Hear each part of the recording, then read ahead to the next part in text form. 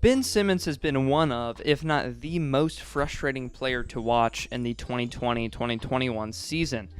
He hasn't been necessarily as aggressive as he should be. He's averaging around 13 points per game, and it doesn't look like he can really do much without the MVP frontrunner, in my opinion, Joel Embiid, Tobias Harris, and shooters like Seth Curry and Danny Green.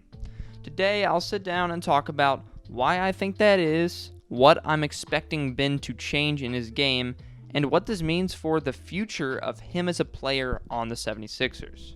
Before I get too deep into all of that, please do like and subscribe if you enjoy. It helps us a ton, and it's really easy to do, and plus it's free. So without further ado, let's get straight into the video. So Ben Simmons has been extremely passive this year, and it's very, very obvious when you watch him play. He loves to take the ball up, dribble a couple times, pass it to somebody, and pretend to post up. That's his go-to move. He loves to pass it to Tobias Harris or Joel Embiid and let them do everything they can while he pretends to post up. It's really frustrating and really, I'm sick of it. It's not what Ben can do and be as a player. I'm really disappointed in what he's done this season, and it isn't even about the way he's been. When he is aggressive and when he is lighting it up on the defensive end, which he's done all year long, he looks like what I expect him to be. He looks like a lockdown defender with great driving skills, and as a playmaker, he's been incredible all year. To talk about some of the positives, he has been an incredible defender, probably the most versatile defender in the NBA, can guard 1 through 5, locks down superstars a lot of the time. Ben also, his playmaking has been great this season, as it usually is. He's great at finding the open man and making things happen with his driving skills. He has also been great rebounder this year. He's averaging close to a triple-double. I think his turnovers can take a little bit of a drop, as any players could, but Ben's in particular, and in losses, it's pretty apparent that his turnovers have been a big factor in those losses. One thing about Ben that makes me really angry as well is when Joel Embiid isn't playing, which Joel's been a pretty injury-prone guy. He misses a good amount of games every season. This year, he's missed a couple. Ben has also missed a few, but Ben has played in 3 games where Joel Embiid has not been there. And it's just been Ben and Tobias Harris and everybody else on the Sixers.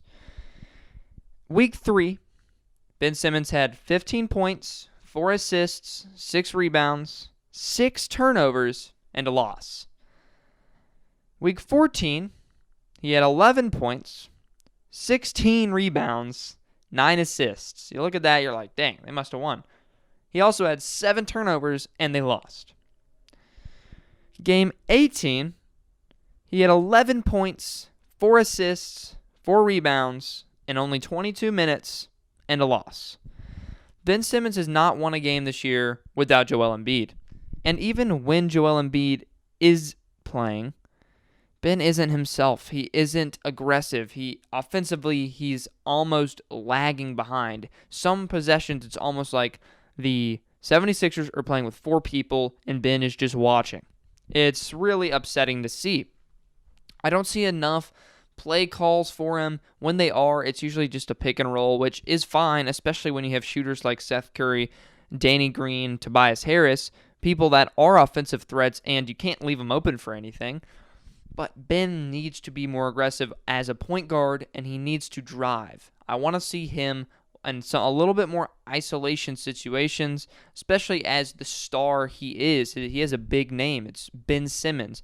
Most people expect him to play like a star, especially offensively. The most entertaining and honestly, the most important part of the game is offense. You got to score to win. So I want to see Ben step it up in that category. His best game this season, in my opinion, not statistically, but just watching him play, was against the Lakers. He had 17 points in that game, and offensively and defensively, he was playing great. They ended up winning that game by 1 point, 107-106. Ben scored 13 of his points by the 11-minute mark in the third quarter. So he had 13. He scored once, 2 more times. He scored 4 points in between the 11-minute mark of the third quarter and the 6-minute mark of the fourth quarter. So he started off really strong.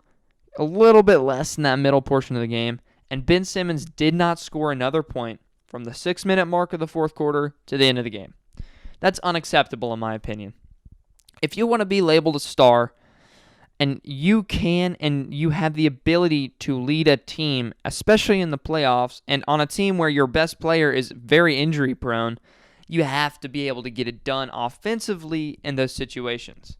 He didn't, and it sucked, especially in his best performance of the year when he was playing aggressively. He was an incredibly good player. He just didn't do it the rest of the game. I think that the Sixers could have won by a lot more than 1 point if Ben Simmons stepped it up. He didn't. That sucks to see. And with that said, his future on the 76ers is a little muddled. If Joel ends up getting hurt in the playoffs, this team is not good. I mean, they're fine. I don't want to say they're not good, but unless Ben Simmons steps up, their biggest source of offense is Tobias Harris. And do I think that he's enough for this team? No, I really don't. So, thank you so much for watching if you got this far. I really do love Ben Simmons. I think he's a great player, and it sucks to see this. And like I said, he's the most frustrating player to watch just because of the wasted potential. So, thank you so much for watching. Please like and subscribe if you enjoy. Please comment anything you have as well. I love to interact and talk. So, thank you, and we'll talk to you next time. Peace.